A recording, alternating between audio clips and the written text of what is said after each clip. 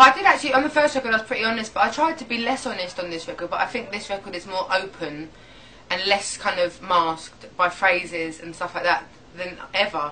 Just because I find like, I don't know, like on my first record, like Chasing Pain, I always tried to like disguise like the true depth of my devastation by like something kind of humorous or like something that wasn't real, like a title or whatever.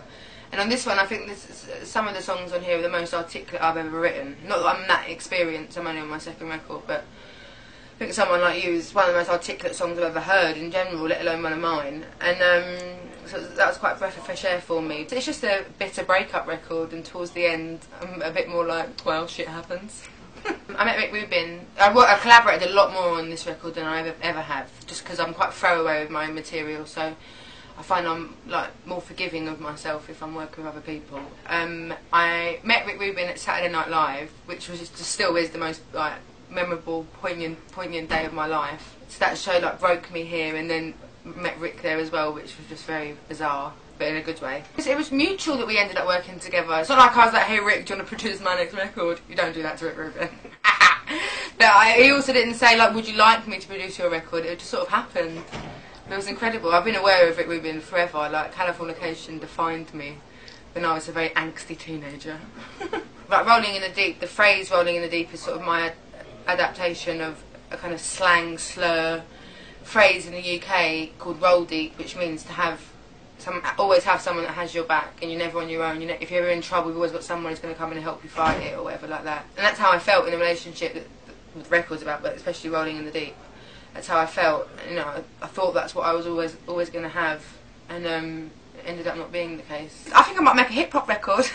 Because all I'm listening to is Nicki Minaj and Kanye West and Drake and stuff like that. No, I doubt I'll make a hip hop record, but I don't think I've got the swagger to get away with it. Not with this accent anyway. It'd be annoying. It'd be like a kind of sketch show if I did it. Well, I start my tour in March in Europe, April in the UK, and then I come here in May.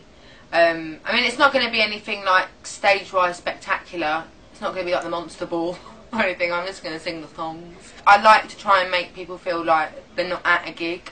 Do you know what I mean? I like them to feel like it could just be that, like their mate around their house.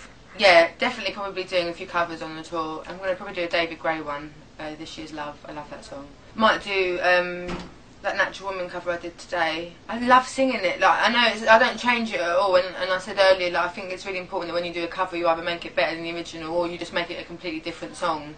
And I didn't do that with Natural Woman, but I get this feeling when I sing that song that I've never get when I'm singing any other songs, like other covers or my own songs or nothing. So I'm like, just cheers me right up. I love it. So maybe I'll do that, but just sporadically. And then I might do a Beatles cover, Blackbird, I think, because my piano player plays it all the time in soundcheck, and it's a beautiful song, and it's making me very patriotic, you know, being Omaha, singing a Beatles song.